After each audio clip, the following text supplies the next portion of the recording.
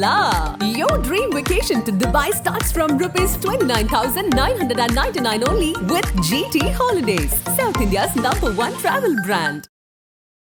ஒன்னு கூட்டணிக்கு கிடைத்த வெற்றி, அதே போல மோடி எதிர்ப்புக்கு கிடைத்த வெற்றின்றீங்க. ஸ்டாலின் ஆட்சியின் சாதனைக்கான வெற்றி எல்லாம் கிடையாதா? அந்த நாடாளுமன்ற தேர்தல், சட்டமன்ற தேர்தல், இந்த நாடாளுமன்ற தேர்தல் ஆக 3 பொது தேர்தல்களை இந்த கூட்டணியை ஒரு கட்டுக்கோப்பான ஒரு கூட்டணியாக வைத்து ஒரு சின்ன கட்சிகளை கூட ஆதரவு அளித்த இயக்கங்கள், அமைப்புகளை கூட வெளியே விடாமல் கூடுதலாக பெரிய ஒரு கட்சியும் உள்ளே இணைத்துக் கொண்டு இந்த தேர்தலை சந்தித்து இன்றைக்கு இந்திய அளவில் பேசப்படுகின்ற ஒரு தலைவராக மாண்புமிகு தமிழ்நாடு முதலமைச்சர் அவர்கள் உயர்ந்திருக்கிறார். ரொம்ப சிரிச்சுக்கிட்டு கேஷுவலாக என்ன தளபதி எனக்கு ஒரு சீட் கொடுத்துருக்கலாமா, யாரும் கொடுக்கல அப்படிலாம் பேசினேன். அதனால் அவர் என்னை பொறுத்தவரையில் அவர் எப்பயுமே நான் தொடர்ந்து அவரோட ஒரு 25 ஆண்டு காலமாக அவரோட நெருக்கமாக இருக்கிறேன். சட்டமன்றங்களில் பணியாற்றி இருக்கிறேன் எதிர்கட்சி வரிசையில். பாஜக பூச்சாண்டியை காட்டியே ஜெயிச்சிடுறீங்கல்ல நீங்க தமிழ்நாட்டுல. அதாவது உங்களையும் அவரு அப்படியே கவர்ந்துடுறாரு தமிழ்நாடு முதலமைச்சர். பாஜக வந்துரும், உள்ள வந்துரும், நம்ம எல்லாம் ஒன்னா இருக்கணும்னு சொல்லி. அப்படி இல்லை, நீங்க அந்த 10 ஆண்டு கால பாரதிய ஜனதா ஆட்சியில தமிழ்நாட்டிற்கான மக்கள் பட்ட துன்பங்கள், நீங்கள் தமிழர்கள் இங்கு விழிப்போடு நாங்கள் இல்லை என்று சொன்னால் தமிழ்நாட்டையே சுடுகாடு ஆக்குவதற்கும் தயாராகின்ற ஒரு கட்சி தான் பிஜேபி கட்சி. அதனாலதான் பிஜேபி இங்க வெற்றி பெறக்கூடாது, எனக்கு சீட்டு கிடைக்கலாம், அதை பத்தி கவலை கிடையாது. ஒரு மனிதகுல விரோதியாக செயல்படுகின்ற பாரதிய ஜனதா இந்த மண்ணில் வெற்றி பெறக்கூடாது என்கிற எண்ணத்தில் தான் எங்கள் கூட்டணி கட்சி தலைவர்களும் 3 சீட்டு கேட்டவங்க 4 சீட்டு கேட்டவங்களாம் விட்டு கொடுத்தாங்க. நாங்கள் எல்லாம் ஒன்னா நின்னோம்.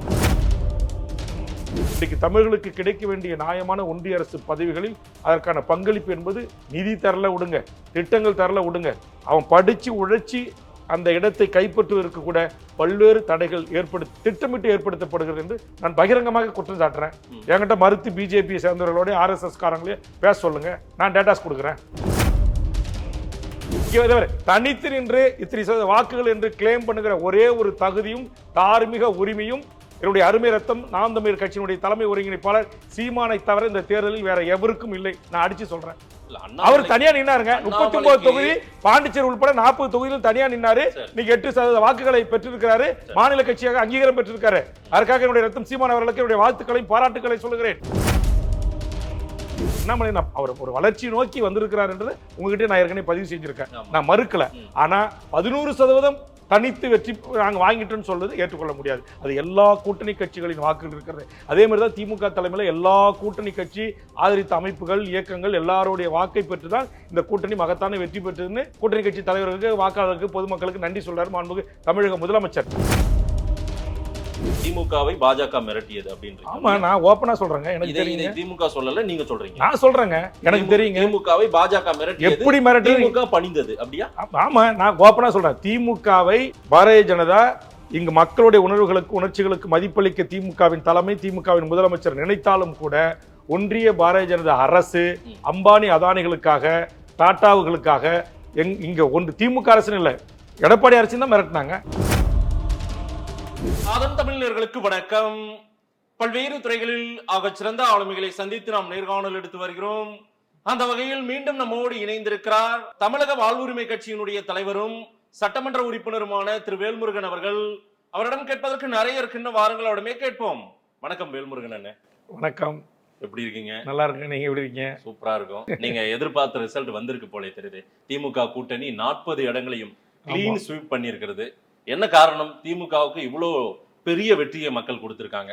அதாவது தமிழ்நாட்டின் முதலமைச்சர் மாண்புமிகு அண்ணன் தளபதி அவர்கள் 40 நமதே, நாடும் நமதே என்கிற ஒரு முழக்கத்தை முன்வைத்து கூட்டணி கட்சிகளை அனைவரையும் அரவணைத்து அவர்கள் கேட்ட இடங்களை தந்து அவர்கள் விருப்பத்திற்கு இணங்க தனி சின்னத்தில் நின்று அவர்கள் அந்தந்த கட்சிகள் தங்கள் அங்கீகாரத்தை தக்க வைத்துக் கொள்வதற்கும் சில கட்சிகள் அங்கீகாரம் பெறுவதற்குமான ஒரு வாய்ப்பை மாண்புமிகு தமிழக முதல்வர் அவர்கள் வழங்கினார்கள்.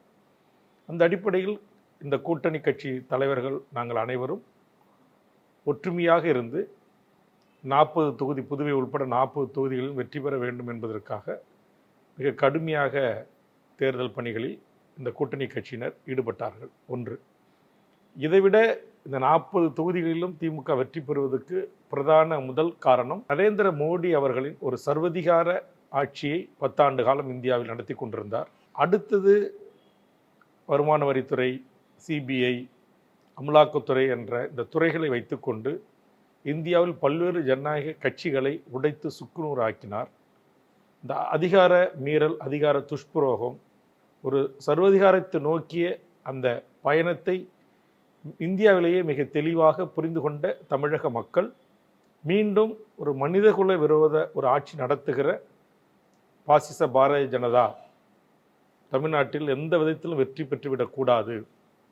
திமுக ஆட்சியின் மீது அதிருப்தி இருந்தாலும் கூட இங்கு நாம் அந்த அதிருப்தியை காட்ட ஆரம்பித்தால் பாரதிய ஜனதா இங்கேயும் வெற்றி பெற்றுவிடும் என்கிற அந்த புரிதலை மிக தெளிவாக தமிழக வாக்காளர் பெருமக்கள் உணர்ந்து வாக்களித்தனுடைய விளைவுதான் இன்றைக்கு திமுக தலைவர் தலைமையிலான இந்த மகத்தான வெற்றி கூட்டணி 40 தொகுதிகளிலும் மிகப்பெரிய வெற்றியை பெற்றிருக்கிறது. நீங்க சொன்ன ஸ்டேட்மெண்ட்ல நான் 2 விஷயம் எடுத்திருக்கேன். ஒன்னு கூட்டணிக்கு கிடைத்த வெற்றி, அதே போல மோடி எதிர்ப்புக்கு கிடைத்த வெற்றின்றீங்க. திரு ஸ்டாலின் ஆட்சியின் சாதனைக்கான வெற்றி எல்லாம் கிடையாதா? மோடி வெற்றி பெற்றுவிடக் கூடாது என்பது ஒட்டுமொத்த தமிழக மக்களின் மனநிலை. அந்த மனநிலையுடைய பிரதிபலன் தான் 40 தொகுதிகளிலும் திமுக தலைமையிலான இந்த மகத்தான வெற்றி. இந்த கூட்டணிக்கு கிடைத்த வெற்றி அப்படின்னு நீங்க வலுவா சொல்றீங்க. கூட்டணியை இன்டாக்டா வச்சுக்கிறாரு.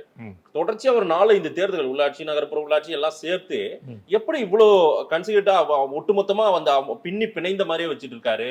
இதுல சின்ன சின்ன சங்கடங்கள் உங்களுக்குள்ளார ஏற்படுது, அது தெரியுது. ஆனா பெருசா வெடிக்காம அது தடுத்துறாரு.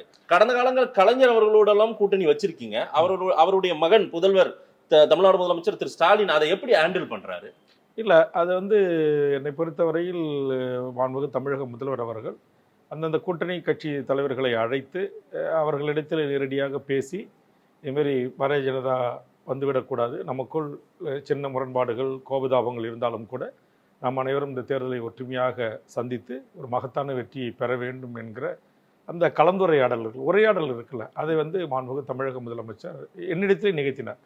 நான் கூட எனக்கு ஒரு இடம் தரலையே தளபதி அப்படின்னு கேட்கும்போது, நம்ம எல்லாம் ஒன்றா நின்று வெற்றி பெறுவோம், உங்களுக்கான சந்தர்ப்பம், சூழ்நிலை, வாய்ப்புகள் வருகின்ற போது கண்டிப்பாக உங்களுக்கான ஒரு மரியாதையும் முக்கியத்துவம் நான் தருவேன் என்று சொன்னார்.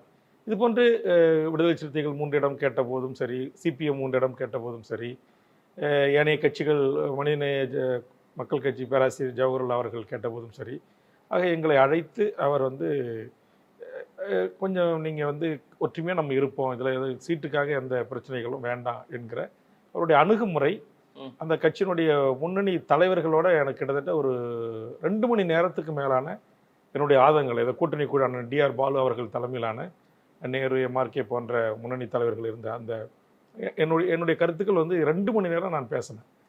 அப்போ எனக்கு இருந்த ஆதங்கள், எனது கூட்டணியில் எனக்கு உரிய ஒரு இடம் கிடைக்காம போனது, என் தொகுதிக்கான வளர்ச்சி பணிகளுக்கு நான் கேட்டதில் இன்னும் சில கல்லூரி கேட்ட நிறைவேற்றி தரவில்லை, இது போன்ற என்னுடைய ஆதங்கங்களை, என்னுடைய கோரிக்கைகளை அங்கே வந்து பேசுவதற்கான ஒரு இடத்தை தந்து அதை வந்து சரி, இது எல்லாம் உங்களுடைய வலிகள் வேதனைகள் எல்லாம் எங்களுக்கு தெரியுது, ஆனால் இருந்தாலும் இந்த சூழலை நீங்கள் புரிந்து கொண்டு எங்களுக்கு ஆதரவு கொடுக்கணும் அப்படின்னு அந்த கேட்குற அந்த பாணியில் வந்து கூட்டணி கட்சி தலைவர்கள் எல்லாருமே வந்து கொஞ்சம் ஒத்துக்க வேண்டிய ஒரு சூழல். ஏன்னா இன்றைக்கி விடுதலை சிறுத்தைகள் தனிச்சின்னத்தில் தான் நிற்போம் அப்படின்னாங்க. போன முறை 1 தனிச்சின்னம் 1 உதயசூரியன், இன்றைக்கி 2ம் தனிச்சின்னத்தில் நின்று இன்றைக்கி விடுதலை சிறுத்தைகள் ஒரு மாநில கட்சியாக அங்கீகரிக்கப்பட்டிருக்கிறது. இப்போ சிபிஎம் சிபிஐக்கும் அதேமாதிரி இன்றைக்கி இந்தியாவிலேயே அங்கீகரிக்கப்பட்ட கட்சியாக இருப்பதற்கு தமிழ்நாடு 2 கட்சிகளும் 2 இடங்கள். அதேமாதிரி கடைசி நேரத்தில் இன்றைக்கு மதிமுகவுக்கான பம்பரம் இல்லாத சூழலில் இன்றைக்கு தீப்பெட்டி சின்னத்தில் நின்று நீங்கள் வெற்றி பெறுங்கள் என்று கொடுத்த அந்த கிரீன் சிக்னல் அது பிடிவாதமாக இல்லை. அங்கே கூட உங்களுக்கு செயல்கள் கூட்டத்தில் திமுக முன்னணி தலைவர்களை வைத்துக்கொண்டே சில திமுக 2ஆம் கட்ட தலைவர்கள் ஏன் நீங்கள் உதயசூரில் நிற்கக்கூடாது, நில்லுங்க, பரிசீலனை பண்ணுங்களா பேசுனாங்க. அப்போ அதையெல்லாம் சகித்து பொறுத்து கொண்டு அந்த கொஞ்சம் கூட்டணி கட்சி தலைவர்களோட விட்டு கொடுத்து அனுசரித்து அவர்களை அன்பாக அந்த கையாண்டதனுடைய விதத்தில் தான் எந்த முரணும் இல்லாமல் புதிதாக இன்னைக்கு கமலஹாசன் போன்றவர்கள் இணைந்ததற்கான காரணமும் அதுதான். கமலஹாசனோட உடனே தொடர்பில் பேசுறது, அவருக்கு நேரம் கட்ட உடனே கொடுத்து சந்திக்க வச்சது.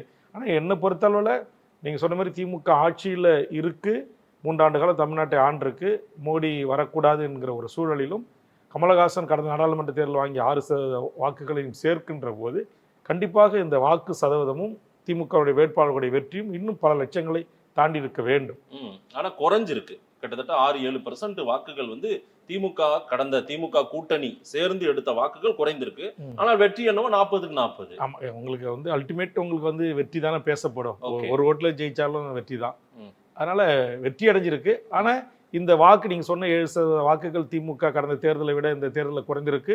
கமலஹாசனுடைய 6% வாக்குகளை சேர்க்கின்ற போது கண்டிப்பாக அது வந்து ஒரு 13% வாக்குகளுக்கு மேல்தான் வெற்றி பெற்றிருக்க வேண்டும்.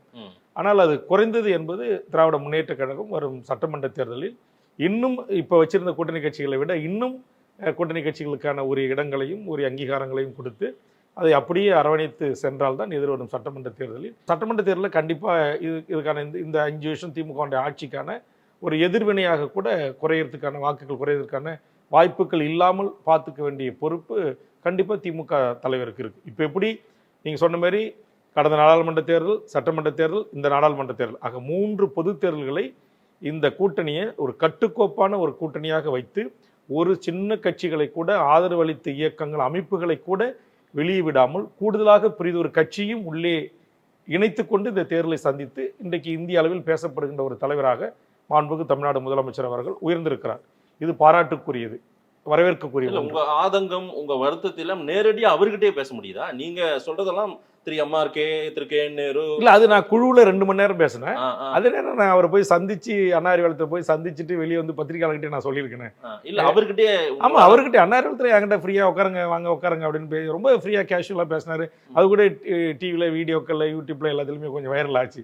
நான் ரொம்ப சிரிச்சுக்கிட்டு கேஷுவலா என்ன தளபதி எனக்கு ஒரு சீட் கொடுத்துருக்கலாமா, ஏன் கொடுக்கல அப்படிலாம் பேசினேன். அதனால அவர் என்னை பொறுத்தவரையில் அவர் எப்பயுமே நான் வந்து தொடர்ந்து அவரோட ஒரு 25 ஆண்டு காலமாக அவரோட நெருக்கமாக இருக்கிறேன். சட்டமன்றங்களில் பணியாற்றி இருக்கிறேன். எதிர்கட்சி வரிசையில் ஆளுங்கட்சியாக இருக்கும்போது, துணை முதலமைச்சராக இருந்தபோது, உள்ளாட்சித்துறை அமைச்சராக இருக்கும்போது என்னை பொறுத்தவரையில் சட்டமன்றங்கள்லையும் சரி என்கிட்ட ரொம்ப நெருக்கமாக பழகுவார்.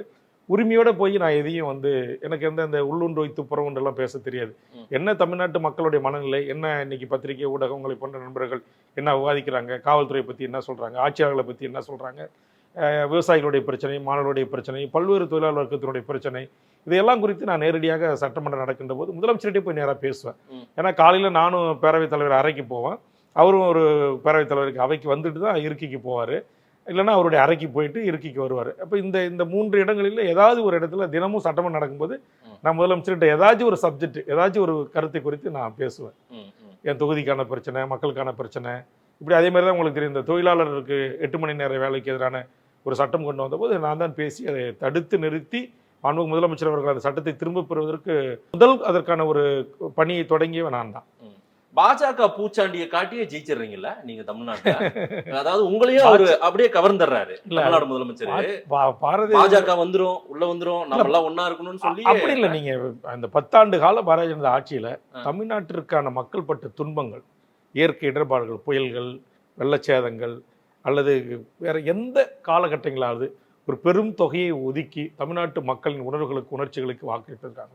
இப்போ என்னை போன்றவர்கள்லாம் நாங்கள் தொடர்ச்சியாக ஒன்றிய அரசுக்கு அழுத்தம் கொடுத்தோம். விவசாயிகள் போய் அங்கே போராடினாங்க. ஈழத்தில் நடந்த இனப்படுகொலைக்கு ஒரு சர்வதேச விசாரணை கோருங்க மோடி அப்படின்னு நம்ம சொன்னோம், கோரலை. அதேமாதிரி பேரறிவாளன் உள்ளிட்டவர்களை விடுதலை செய்யுங்க அப்படின்னு நம்ம சொன்னோம், செய்யலை. நமக்கு என்ன, ஒன்றிய அரசு தமிழ்நாட்டில் வாழ்கின்ற இந்த மக்களுக்கான ஒரு மிகப்பெரிய அவருடைய வாழ்வுரிமையை பாதுகாப்பதற்கான ஏதாவது ஒரு பெரிய திட்டம் இல்லை பல்லாயிரக்கணக்கான மக்களுக்கு வேலை வாய்ப்பு வழங்கியிருக்கு இந்த அரசு, சொல்ல முடியுமா? உதாரணத்துக்கு வருமான வரித்துறையில் மோடி ஆட்சி வந்த பிறகு பல்லாயிரக்கணக்கான பேரை நியமனம் செஞ்சுருக்காங்க. ஒருவர் கூட தமிழர் இல்லை. 1% கூட சவுத் இந்தியன் என்று சொல்லக்கூடிய தென்னிந்திய மக்களே இடம்பெறலை. ரயில்வே ரெக்ரூட்மெண்ட் போர்டாக இருக்கட்டும், நீங்கள் அவங்களுடைய இன்னைக்கு அதே மாதிரி தமிழ்நாட்டுக்கான ஐஏஎஸ் அதிகாரிகள், ஐபிஎஸ் அதிகாரிகள், ஐஆர்எஸ் அதிகாரிகள், ஐஎஃப்எஸ் அதிகாரிகள், இதுலேயே கூட இன்றைக்கு மிகப்பெரிய ஒரு லாபி நடைபெறுகிறது. தமிழர்களுடைய எண்ணிக்கை இன்றைக்கு இந்த 10 ஆண்டு காலத்தில் மிகப்பெரிய சரிவை சந்தித்திருக்கிறது. அதுக்கு வந்து இல்லை உங்கள் ஆளுங்க படிக்கல, சரியாக தேர்வு எழுதலை அப்படின்னு சொல்வதை நான் ஏற்றுக்கொள்ள மாட்டேன். தமிழர்கள் படிக்கிறார்கள், தேர்வை எதிர்கொள்கிறார்கள். ஆனால் அங்கே ஒரு மிகப்பெரிய லாபி இல்ல, பெரிய அந்த பியூரோகிராட்ஸ்ல வந்து நம்ம ஆட்கள் இல்ல, தமிழர்கள் இல்லன்றீங்க. இல்ல, 10 ஆண்டு காலம் மோடி பதவியேற்ற பிறகு அந்த அகில இந்திய அளவில் நடைபெறுகின்ற யூபிஎஸ் தேர்வில் வந்து தமிழர்கள் மதிப்பெண் எடுக்கக்கூடிய திறன் வாய்ந்தவர்கள் கூட அங்கே மட்டம் தட்டப்பட்டு ஓரங்கட்டப்படுகிறார்கள். இது வந்து எல்லா தமிழர்ன்றதுனாலே, தமிழர், தமிழ்நாட்டை சேர்ந்தவர், இவர்கள் என்ன தமிழ்நாடு எப்போதுமே யார் ஹைலைட் பண்ணுவாங்க? இதை என்ன மோடியா ஹைலைட் பண்றாரு? நான் தமிழர்னா ஒதுக்கிருங்கன்னு மோடியா சொன்னீங்க. மோடி சொல்ல வேண்டாங்க. மோடியினுடைய அலுவலகம் என்ன செஞ்சிட்டு இருக்கு இன்னைக்கு உங்களுக்கு தெரியுமா தெரியாதா? நான் கேட்கறேன், எப்படி இப்போ உங்களுக்கு ரயில்வே ரெக்ரூட்மெண்ட் போர்டில் எப்படி வடநாட்டுக்காரனே வந்து ஸ்பெஷல் ட்ரெயினில் வந்து அத்தனை அப்பாயின்மெண்ட் அவனே எடுத்துக்கிறான்? எப்படி ஒசூரில் இருக்கிற டாடா நிறுவனத்தில் 15,000 பேர் வந்து அங்கேருந்து ஸ்பெஷல் ட்ரெயின் மூலமாக வந்து எப்படி நிரப்பப்பட்டாங்க? சட்டமன்றத்தில் எடுத்து நான் தானே குரல் கொடுத்தேன். அதுக்கு பிறகு தானே தமிழ்நாடு அரசு தலையிட்டது. அதுக்கு முன்பாக மாண்புமிகு தொழில்துறை அமைச்சராக இருந்த தங்க அரசு தலையிட்டு தமிழ்நாட்டு மக்களுக்கும் பெண்களுக்கும் வேலை கிடைப்பதை நாங்கள் உறுதி செய்வோம்னு சொன்னார். நீங்கள் அஞ்சல் துறையில் எப்படி 25 மதிப்பெண்ணுக்கு 24 மதிப்பெண் எப்படி போட்டாங்க? மோடி ஆட்சியின் கீழ் இருந்த பியூரோக்ரசி திட்டமிட்டு வேலை செஞ்சாங்க. எப்படி மோடி ஆட்சி வந்த பிறகு 2016 தமிழ்நாடு டிஎன்பிசி தேர்வுத்துறையில் வந்து இந்திய மாநிலத்தை சேர்ந்த எவர் வேண்டுமானாலும் தமிழ்நாடு டிஎன்பிசி தேர்வில் எழுதி அவர்கள் மதிப்பெண் பெற்றாங்க. அவர்களுக்கு இங்கே சப் கலெக்டராகவும் டிஎஸ்பியாகவும் நீதிபதியாகவும் பதவி தருவோம்னு எப்படி அறிவித்து கொடுத்தாங்க 2 ஆண்டு காலம். அதை எதிர்த்து லட்சக்கணக்கான மக்களை திரட்டி டிஎன்பிசி அலுவலகத்தை முற்றுகையிட்டு கோட்டையை நோக்கி முற்றுகையிட்டு இன்றைக்கு திமுக ஆட்சி வந்த பிறகு அந்த சட்டத்தை மாற்றி அமைத்தது வேல்முருகன். ஆக நீங்கள் தமிழர்கள் இங்கு விழிப்போடு நாங்கள் இல்லை என்று சொன்னால் இந்த தமிழ்நாட்டையே சுடுகாடு ஆக்குவதற்கும் தயாராகின்ற ஒரு கட்சி தான் பிஜேபி கட்சி. அதனால தான் பிஜேபி இங்கே வெற்றி பெறக்கூடாது, எனக்கு சீட்டு கிடைக்கல, அதை பற்றி கவலை கிடையாது. ஒரு மனிதகுல விரோதியாக செயல்படுகின்ற பாரதிய ஜனதா இந்த மண்ணில் வெற்றி பெறக்கூடாது என்கிற எண்ணத்தில் தான் எங்கள் கூட்டணி கட்சி தலைவர்களும் 3 சீட்டு கேட்டவங்க 4 சீட்டு கேட்டவங்களாம் விட்டு கொடுத்தாங்க. நாங்கள் எல்லாம் ஒன்றா நின்னோம். இந்த கூட்டணியை மாண்புமிகு தமிழக முதல்வர் வழிநடத்தி ஒரு மகத்தான வெற்றியை நாங்கள் பெற்றிருக்கிறோம். இன்னைக்கும் மோடி தான் ஜெயிச்சிருக்காரு, மோடி தான் பிரதமர். கரெக்டுங்க. இங்கே தமிழ்நாட்டில் ஜெயிக்க முடியல. நாங்கள் இந்தியா முழுக்கமா நான் கட்சி நடத்துகிறேன் சொல்லுங்க. திமுக இந்தியா முழுக்கமான கட்சியா? விடுதலை சிறுத்தை இந்திய முழுக்கமான கட்சியா? நாங்கள் தமிழ்நாட்டில் இருக்கக்கூட ஒரு மாநில கட்சிகள். இந்த மாநிலத்தில் அவங்க செய்கிற அட்டூழியங்களை இன்னைக்கு எய்ம்ஸ் செங்கல்லாகவே இருக்கு. இப்போ தேர்தல் நேரத்தில் வந்து நாங்கள் கட்ட தொடங்குறோம்னு அறிவிக்கிறாங்க. ரயில்வே திட்டங்கள் எத்தனை கொடுத்தாங்க? எத்தனை இன்றைக்கு மீட்டர் பாதைகள் இன்றைக்கு அகல ரயில் பாதைகளாக மாற்றப்பட்டிருக்கு? இன்றைக்கி இங்கே எத்தனை மருத்துவக் கல்லூரிகள் வந்து இன்னைக்கு 6 மருத்துவக் கல்லூரிக்கான கோப்பு இன்னும் பெண்டிங்கில் வச்சுருக்காங்க. தமிழ்நாட்டில் மாவட்டத்துக்கு ஒரு மருத்துவக் கல்லூரி கொண்டு வர வேண்டும் என்கிற அந்த கான்செப்டை இந்த தமிழக சட்டமன்றத்தில் அதற்கான கருத்தை விதையை ஊன்றியவன் வேல்முருகன். நான் தான் மாண்புமிகு தமிழக முதலமைச்சர்கிட்ட கோரிக்கை வச்சேன். அன்றைக்கி எங்களுடைய பாட்டாளி மக்கள் கட்சி மத்திய சுகாதாரத்துறை அமைச்சராக இருந்துச்சு. அன்றைக்கி எங்கள் ஐயா சின்னையா சொன்னாங்க, வேல்முருகன் இந்த கோரிக்கை நீங்கள் வைங்க, நம்ம வந்து அனுமதி கொடுக்குற இடத்துல நம்ம மினிஸ்ட்ரி இருக்குது, நீங்கள் சட்டமன்றத்தில் கோரிக்கை வைங்க, முதலமைச்சர் கொள்கை ரீதியாக ஏற்றுக்கிட்டாக்க தமிழ்நாட்டில் இருக்கிற அத்தனை மாவட்டங்களுக்கு மருத்துவக் கல்லூரியை நம்ம தருவோம் அப்படின்னு சொன்னாங்க. நான் தான் வச்சேன். அதனுடைய அடிப்படையில் தான் இன்றைக்கி வந்து தமிழ்நாடு முழுக்க இன்றைக்கி 36 அரசு மருத்துவக் கல்லூரி இருக்குது அப்படின்னா அதற்கு பிள்ளையார் சொல்லி போட்டது வேல்முருகன். அதற்கான அமைச்சகத்திலிருந்து டிஆர் பாலு சொல்லியே 13 மருத்துவக் கல்லூரிகளை தங்கத்தட்டுல வச்சு கொடுத்ததே பிஜேபி தான். மோடி தான் கொடுத்தாருன்னு டிஆர் பாலு ஆட்சி வந்தது. இப்பங்க நான் டிஆர் பாலு சொல்றது இப்ப கொடுத்த இப்ப சொல்றேன். பிஜேபி ஆட்சி வந்த பிறகு கொடுத்தது நான் சொல்றது. நான் சொன்னது ஏற்கனவே ஒரு கீழ்ப்பாக்கம் மருத்துவக் கல்லூரி, ஒரு ஸ்டாலினி மருத்துவக் கல்லூரி, இது போன்ற சேலம் மருத்துவக் கல்லூரி போன்ற ஒரு குறிப்பிட்ட எண்ணிக்கையில் மட்டும்தான் மருத்துவக் கல்லூரி இருந்துச்சு. அதை மாவட்டத்துக்கு ஒரு மருத்துவக் கல்லூரியா ஒரு கொள்கை முடிவெடுத்து மாநில அரசு ஒன்றிய அரசுடன் அனுமதி பெற்று தொடங்கணும் அப்படின்ற ஒரு கருத்தை நான் தான் விதைச்சேன். அதே மாதிரி கிண்டியில் இருக்கிற அண்ணா பல்கலைக்கழகத்தை மாவட்டத்துக்கு ஒரு அண்ணா பல்கலைக்கழகங்களாக நாம் பிரித்து அங்கே இருக்கிற ஏழை எளிய தாழ்த்தப்பட்ட பிற்படுத்தப்பட்ட மாணவர் செல்வங்கள் மேல் படிப்பு என்று சொல்லக்கூடிய பொறியியல் படிப்பிற்கான வாய்ப்பு உருவாக்கி தர வேண்டும். அப்படி ஒரு கான்செப்ட், ஒரு கருத்தை சட்டமன்றத்தில் நான் தான் பேசி இரண்டையும் கொள்கை அளவில் அன்றைய தமிழக முதலமைச்சர் மாண்புமிகு தமிழக முதல்வர் டாக்டர் கலைஞர் அவர்களை ஏற்றுக்கொள்ள வைத்தவன் வேல்முருகன்.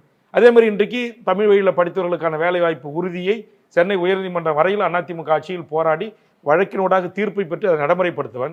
அதே மாதிரி இன்னைக்கு 2016 மோடி ஆட்சிக்கு வந்த பிறகு ஓபிஎஸ் முதலமைச்சராக இருந்த போது டிஎன்பிசியில் ஒரு அரசு ஆணையை அறிவித்து தமிழர்கள் கிடைக்க வேண்டிய வேலைவாய்ப்பு உரிமையை முழுவதுமாக மாற்றான் கைகளில் அளித்ததை தடுத்து நிறுத்தி அதற்காக மிகப்பெரிய போராட்டங்கள் எடுத்து சட்டமன்ற உறுப்பினராக நான் வெற்றி பெற்று திமுக தலைவர் கலைஞருக்கு பிறகு முதலமைச்சராக பொறுப்பேற்ற மாண்புமிகு தமிழ்நாடு முதலமைச்சர் தளபதி அவரிடத்தில் சட்டமன்றத்தில் எடுத்து வைத்து பிடிஎல் பாயிண்டாஜன் அதை கொள்கை அளவில் ஏற்றுக்கொண்டு அதற்கு பிறகுதான் இன்றைக்கு தமிழ் வழியில் படித்தவர்களுக்கு 40 மதிப்பெண் எடுக்கணும், தமிழ் எழுத படிக்க பெருந்தவர்கள் தான் தமிழ்நாட்டு அரசு தேர்வை எழுத முடியும் என்கிற அந்த சட்ட திருத்தத்தை நான் கொண்டு வந்தேன். இன்னைக்கு அதை எதிர்த்து நேற்றுக்கு செய்தி உங்களுக்கு தெரியும், நீதிமன்றத்துக்கு போனாங்க, நீதிமன்றம் தள்ளுபடி பண்ணிச்சு. அப்ப பாருங்க, அப்ப எந்த அளவுக்கு இந்த பிஜேபி இங்க இந்தியை திணித்தார்கள், இங்கு தமிழர்கள் எதிர்த்தார்கள். நீங்கள் இந்தியை திணித்தால் எதிர்க்கிறீர்கள், நான் இந்திக்காரர்களை திணிக்கிறேன்னு சொல்லி இன்னைக்கு ஒன்றிய அரசினுடைய தமிழ்நாட்டில் இருக்கிற அத்தனை அலுவலகங்களிலும் 90% மேல தமிழர் அல்லாத வட இந்தியர், அதுவும் குறிப்பாக இந்தி தாய்மொழி கொண்டவர்கள் மட்டும் இந்த மோடியினுடைய 10 ஆண்டு ஆட்சி காலத்தில் வங்கியில 12,000 பேர் தமிழ்நாட்டில் இருக்கிற தேசிய வங்கிகளில் பொதுத்துறை வங்கிகளில் 12,000 பேரை நியமனம் செஞ்சிருக்காங்க. 12,000 பேர்ல 11,900 பேருக்கு மேல தமிழர் அல்லாத இந்திக்காரர்கள். இது எல்லாம் வந்து மோடிக்கு தெரியாம நடக்குதா? சொல்லுங்க நீங்க. நான் கேட்கிறேன், ரயில்வே தேர்வு எழுதுறாங்க, தமிழர்கள் எழுதுறான், ஆந்திரர்கள் கன்னடர்கள் எழுதுறாங்க, வடநாட்டு இந்திக்காரனும் எழுதுறான். அந்த வடநாட்டு இந்திக்காரனுடைய தேர்வு எழுதுகிற அறையில மட்டும் கொஸ்டின் ஆன்சரை அந்த தேர்வாளரே தேர்வு மேற்பார்வையாளரே அப்படியே ரவுண்ட் பண்ணி சொல்லிட்டு போறான், ஸ்கிரீன்ல போட்டு எழுத சொல்றான். நீங்க அதே மாதிரி உங்களுக்கு 10th +2 பொது தேர்வுன்னு சொல்றோம், நீட்டு தேர்வுன்னு சொல்றோம். நீங்க வட மாநிலங்களை காப்பி அடிக்கிறது, உங்களை போன்ற பல தொலைக்காட்சிகளே ஏறி அப்பம் புள்ள குடும்பத்தில் எல்லாரும் ஏறி விட்டு போடுறதை சொல்லி கொடுக்கறத பல தேசிய ஊடகங்கள் செய்தியா வெளியிடுறது. ஏன் அதெல்லாம் கண்ட்ரோல் பண்ணல? அப்ப அதான் சொல்றேன், தமிழர்கள் ஒரு தனித்த அடையாளத்தோடு உள்ளவர்கள். ஏற்கனவே தமிழ்நாடு தந்தை பெரியாரில் தொடங்கி தமிழரசன் புலவர் கலிய பெருமாள் உள்ளிட்ட எண்ணற்ற தமிழ் தேசிய ஆளுமைகள் ஒரு தனி நாடு கோரிக்கை முன்வைத்து போராடிய ஆயுத போராட்டங்களை நடத்திய ஒரு நாடு தமிழ்நாடு. ஆக இந்த நாட்டை தன்னுடைய கட்டுப்பாட்டில் வைத்திருக்க வேண்டும் என்பதற்காக வட இந்தியர்களும் வட இந்திய IAS IPS பியூரோக்ரசிகளும் இன்னும் சொல்லப்போனால் நீதியரசர்களும் சேர்ந்து கொண்டே கூட இங்கே தமிழர்களை தட்டி வைக்கிறார்கள், அடக்கி வைக்கிறார்கள், தமிழர்களை ஒடுக்கி வைக்கிறார்கள். இன்றைக்கு தமிழர்களுக்கு கிடைக்க வேண்டிய நியாயமான ஒன்றிய அரசு பதவிகளில் அதற்கான பங்களிப்பு என்பது நிதி தரல விடுங்க, திட்டங்கள் தரல விடுங்க, அவன் படிச்சு உழைச்சி அந்த இடத்தை கைப்பற்றுவதற்கு கூட பல்வேறு தடைகள் திட்டமிட்டு ஏற்படுத்தப்படுகிறது என்று நான் பகிரங்கமாக குற்றம் சாட்டுறேன். என்கிட்ட மறுத்து பிஜேபியை சேர்ந்தவர்களோட RSS காரங்களே பேச சொல்லுங்க, நான் டேட்டாஸ் கொடுக்குறேன். மோடி ஆட்சியில் சென்னையில் இருக்கிற ஆய்கர் பவனில் எத்தனை அப்பாயின்மெண்ட்ஸ், வருவாய் இன்ஸ்பெக்டர்ஸ், எத்தனை சூப்பரண்டன்ட் பதவி, எத்தனை பேர் தமிழனுக்கு கொடுத்தீங்க? சிபிஐல எத்தனை அப்பாயின்மெண்ட், எத்தனை பேர் தமிழனுக்கு கொடுத்தீங்க? கப்பல் போக்குவரத்துல எத்தனை பேர் தமிழன்? விமான போக்குவரத்துல எத்தனை பேர் தமிழன்?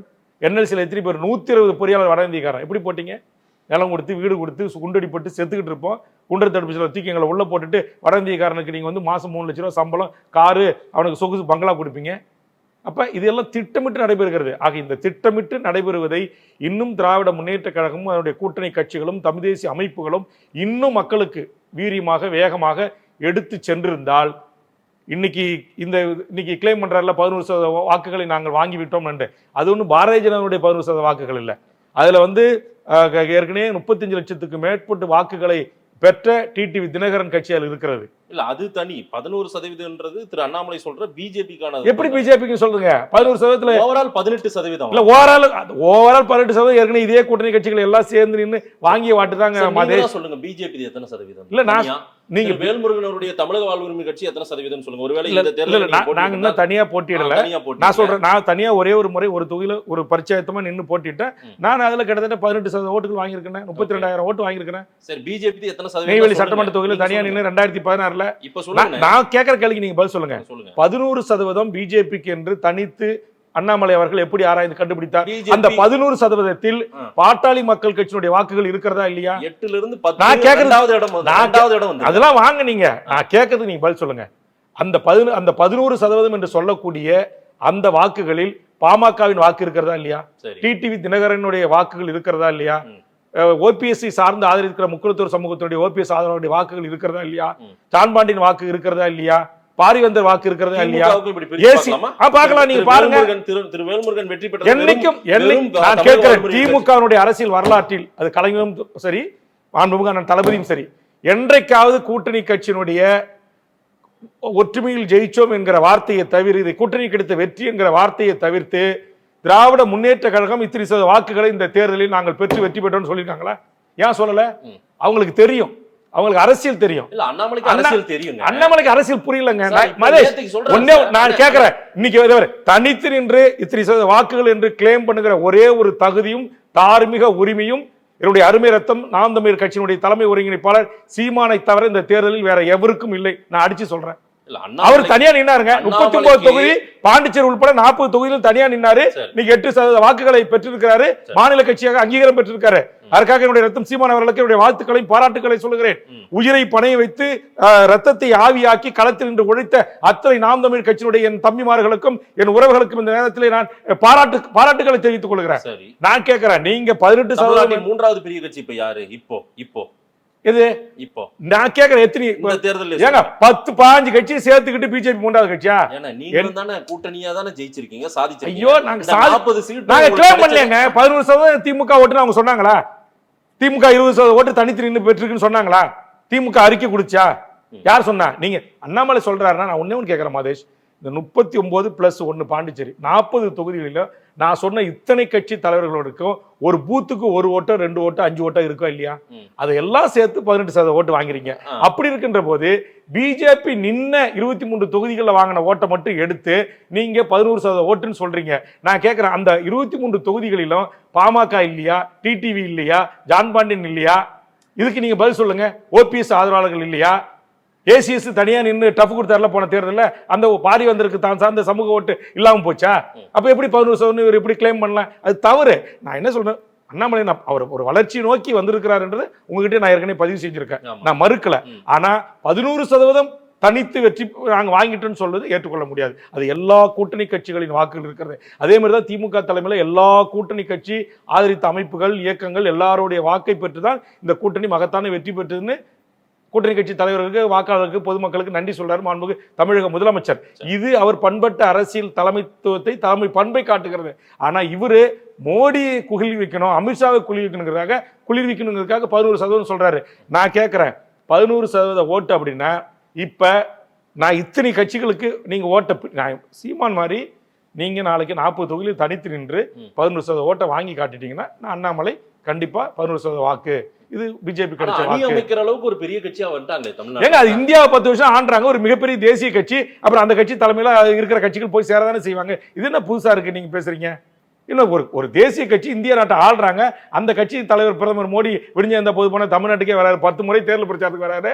அப்ப அந்த கட்சியில வந்து கூட்டணி போய் சேர மாட்டாங்களா? ஒரு தமிழ்நாட்டு பாசம் இல்லைங்க. தமிழ்நாடு ஒரு மாற்றாந்தாய் மனப்பான்மையா பாக்குறாங்க, தமிழர்களை விரோதியா பாக்குறாங்க, தமிழர்களை அதிகார பெரிய அரசு அலுவலகங்கள்ல மத்திய அரசு அலுவலகம். சரி நீங்க சொல்லுங்க, இப்ப ஜிஎம் எத்தனை பேர் ரயில்வேல தமிழரை நியமிச்சிருக்கீங்க? பிஎஸ்என்எல் எத்தனை பேர் தமிழரை நியமிச்சிருக்கீங்க? ஏர்போர்ட் அத்தாரிட்டியினுடைய சேர்மன் யார் எத்தனை பேர் தமிழரை நியமிச்சிருக்கீங்க? தமிழ்நாட்டில் இருக்கிற போர்ட் ட்ரஸ்ட்டுக்கு எத்தனை உயர் அதிகாரிகள் தமிழர்கள் நியமிச்சிருக்கீங்க? டேட்டாஸ் கொடுங்க, என்ன கொடுங்க. ஏங்க தமிழர்கள் இங்கே வந்து நீங்கள் வந்து வள்ளுவர் படத்தை காமிச்சாலோ திருக்குறளை சொல்லிட்டாலோ நீங்கள் வந்து பாறையில் வந்து போய் தியான அமைச்சாலோ தமிழர்களுக்கு நீங்கள் வாழ வச்சது அர்த்தம் கிடையாது. தமிழர்களின் வாழ்வுரிமை பிரச்சனைகளை, காவேரி பிரச்சனையை எங்களுக்கு தீர்த்து கொடுத்தீங்களா? முல்லை பெரியாறில் நடுநிலைமையாக நடந்து கொண்டு 152 அடி அணையை தண்ணீரை தேக்கி வைப்பதற்கான அனுமதி பெற்றீங்களா? இன்னைக்கு திரும்பவும் 2 பேரும் இன்னைக்கு அணையை கட்ட போறேன்றாங்க. அதுக்கு ஆதரவு கொடுத்து பூர்வாங்க பணிகளை தொடங்குவதற்கு அனுமதி அளித்தது யாரு சொல்லுங்க? இன்னை வரைக்கும் நீங்க தமிழ்நாட்டு கேரளாவுல நம்ம கூட்டணியில தானே இந்தியா அலையன்ஸ்னா கூட அப்படி இல்லங்க. நீர் பங்கீடு என்பது ஒன்றிய அரசுடைய கட்டுப்பாட்டில் இருக்கு. நதிநீர் ஆணையம் நம்ம பேசலாம், அது நம்ம பேசி முடியல இல்ல, நம்ம பேசி முடியல இல்ல. மினிஸ்டர் கிட்ட சொல்லுங்க. இல்ல முடியல இல்லங்க, முடியலங்கிறதுக்காக தான் ஒன்றிய அரசு கிட்ட கேட்கறோம். அப்புறம் எதுக்கு ஒன்றிய அரசு? நாங்களே பேசி முடிச்சுக்கிறோம், ஒன்றிய அரசு விட்டுருமா? அப்ப விட்டுருங்க, ஒன்றிய அரசு ஒரு நன்றி அரசே தேவையில்ல. அப்புறம் எதுக்கு நீங்க மோடி, அப்புறம் எதுக்கு அமித்ஷா, அப்புறம் உள்துறை அமைச்சர், அப்புறம் நீர்ப்பாசனத்துறை அமைச்சர், அப்புறம் மேலாண்மை வாரியம், வெங்காய வாரியம் ஏன் போடுறீங்க? நாங்க பேசி முடிச்சுக்கிறோம். நீங்க இவ்வளவு எதிர்த்தாலும் தமிழ்நாட்டுல நாங்க இருக்கோங்க, நாங்க செஞ்சுட்டோம். இந்தியா முழுக்க எங்களால செய்ய முடியல, எங்க கட்சி அங்க இருக்கான்னு கேக்குறீங்க. ஆனா சிங்கிள் லார்ஜஸ்ட் பார்ட்டியா இன்னைக்கு வந்திருக்காங்க. அவங்க கூட்டணியோட இன்னைக்கு மறுபடியும் பிரதமரா உட்கார்றாங்க. என்ன சொல்றேன், அதை தடுக்க முடியல உங்களால. இத்தனை பேர் கூட்டணி வச்சு இந்தியா கூட்டணி என்ன செய்யுங்க? தமிழ்நாடு மாதிரி ஒரு தெளிவு பெற்ற புரிதல் உள்ள பகுத்தாய்வு பண்ணக்கூடிய மதத்தின் பெயரால் மக்களை கூறு போடக்கூடாது, மாட்டு கரியின் பெயரால் மக்கள் உயிர்கள் பலியாகக்கூடாது, இஸ்லாமியர்கள் கிறிஸ்துவர்கள் இந்துக்கள் என்று பிரித்து பார்க்கக்கூடாது. நீங்கள் அவர் எவ்வளோ ஒரு மோசமான வார்த்தைகள்லாம் அந்த தேர்தல் பிரச்சாரத்தில் ஒரு பிரதமர் என்கிற நிலையிலிருந்து இறங்கி போய் கீழ்த்தரமாக பேசினார். நீங்கள் சொல்லுங்கள், இஸ்லாமியர்களை எவ்வளோ மோசமாக பேசினார். ராமர் கோவில் திறந்துட்டாலே இன்னைக்கு ராமர் கோவிலை இன்றைக்கு உள்ளடக்கிய நாடாளுமன்ற தொகுதியில் இன்னைக்கு யார் ஜெயிச்சா?